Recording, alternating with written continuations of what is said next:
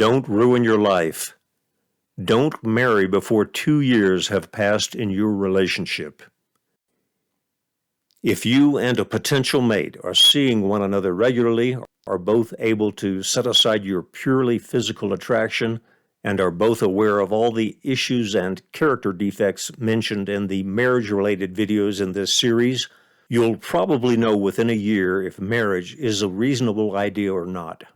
Even if you both feel very positive about your relationship within a year, you should wait a full 18 months before making a definite decision to marry. And even then, you should set the wedding date 6 more months into the future. This gives a total of 2 years of your relationship before actually marrying. In some ways, 2 years is an arbitrary figure, a guidepost, but it's not based totally on whim. It's 2 Earth cycles around the sun, 2 sets of seasons, 2 sets of all the holidays, and everything these events can evoke. More importantly, it's a reasonably sufficient amount of learning time spent in your relationship. The more time that passes in a relationship, the greater the opportunity for crucial disagreements, conflicting desires, or deal-killing life changes to surface. For example, your prospective husband could decide to quit his lawyer job and move to Los Angeles to be an actor. Or maybe you're a lawyer in Los Angeles and your prospective wife decides she wants to move to rural New Mexico and raise goats. Major lifestyle changes like this do occur. Additionally, the more time that passes, the greater the chance of discovering mental aberrations or irrationality in your potential mate.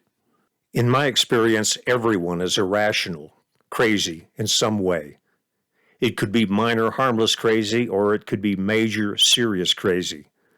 The point is, sometimes it takes a while for the particular conditions that reveal someone's craziness to occur.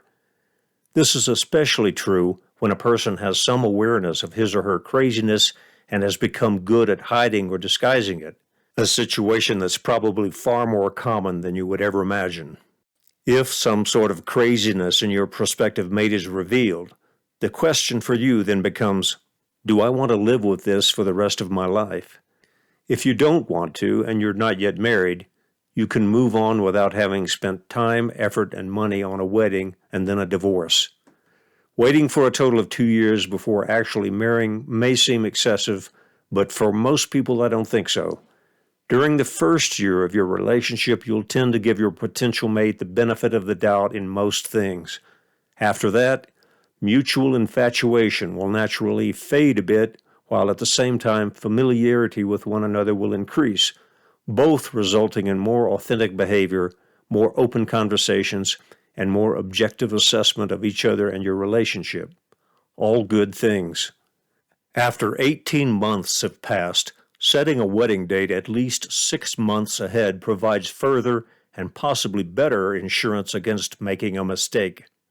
Why? Because setting a wedding date creates a new and different feel to your relationship.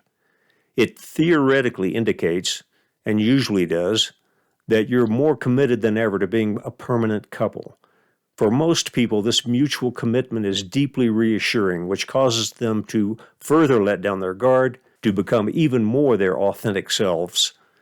During this pre-wedding period of reassurance and increased authenticity, if something new is revealed about your prospective mate that you don't like, you still have time to either work things out or cancel the wedding. For example, let's say you're a regular guy making a decent amount of money. You're doing okay financially, but you're certainly not wealthy. Let's say that you and your beautiful prospective wife have been seeing one another seriously for 1.5 years. Maybe you've even been living together for a few months. Everything indicates that you're a great match for one another. You set a wedding date for next summer, about 7 months away. A couple of weeks pass, and your wonderful prospective wife gently hints that she would like a diamond engagement ring. You gladly blow the big bucks because it makes her happy. A couple of months later, she starts talking about wedding plans, and it's clear that she has her heart set on a massive, costly wedding and reception. You nervously go along with it. Then she starts gently hinting that a month-long honeymoon in Italy, where she's always wanted to go, would be absolutely unforgettably fantastic. You get the picture. In your future wife's mind, setting a wedding date made your relationship feel much more permanent and reassuring, which has revealed something you never knew before. She's a money-burning machine. What you do next is your call, but setting the wedding date several months ahead has given you time to decide. The same concept can apply to a man feeling comfortably locked into a relationship because he and his fiancée have set a wedding date, and this feeling of certainty has exposed aspects of his character that his fiancée has never seen. Taking the example of the wedding plans above, maybe the man is doing very well financially, but he refuses to spend an easily affordable amount of money on a wedding reception. And he also refuses to go on a honeymoon because he'll miss work. This is arguably evidence that he's a combination tightwad, control freak, and workaholic. Before moving on, it's worth examining from another angle the advice in this video segment, which again is, don't marry before 2 years have passed in your relationship.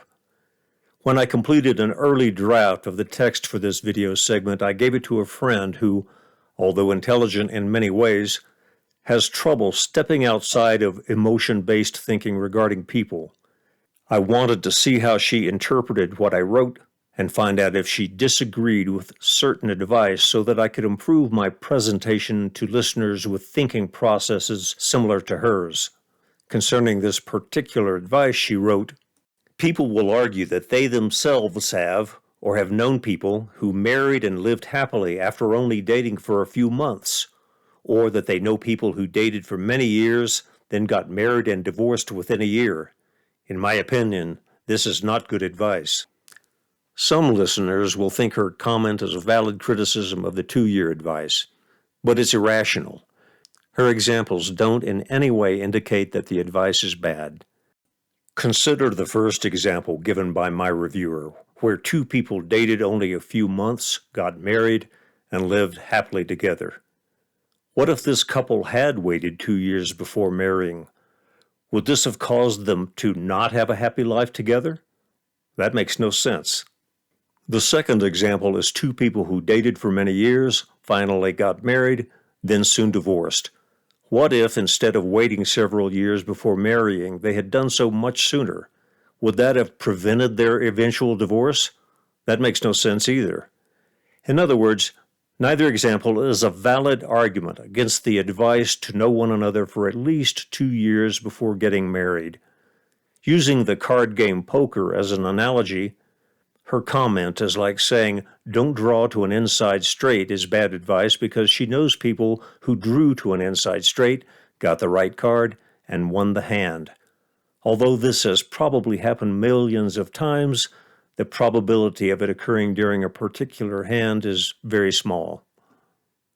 The advice in this video series is based on self-interest, empirical evidence, generalities, and cause and effect.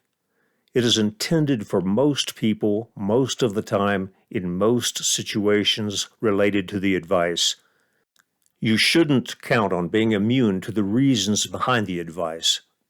You can do so if you wish, but why rush such an important, life-altering decision?